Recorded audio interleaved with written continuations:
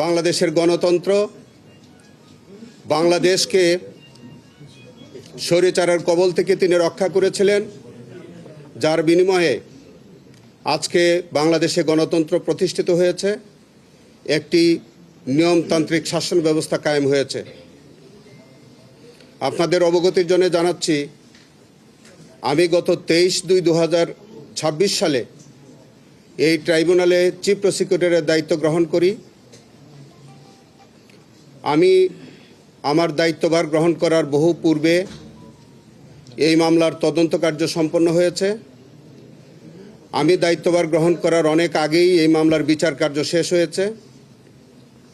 আমি কার্যভার গ্রহণ করার পর এই মামলাটির রায়ের অপেক্ষমান পেয়েছি এবং আজকে সেই রায় ঘোষিত হয়েছে।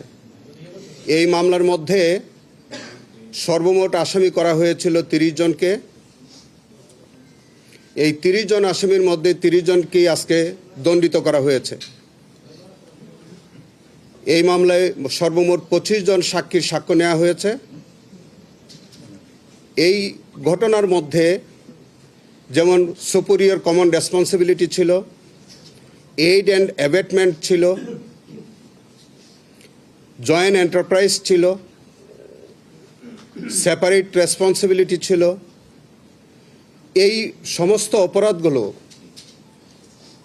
প্রমাণিত হয়েছে বলে ট্রাইব্যুনাল প্রকাশ্য আদালতে রায় ঘোষণায় উল্লেখ করেছেন।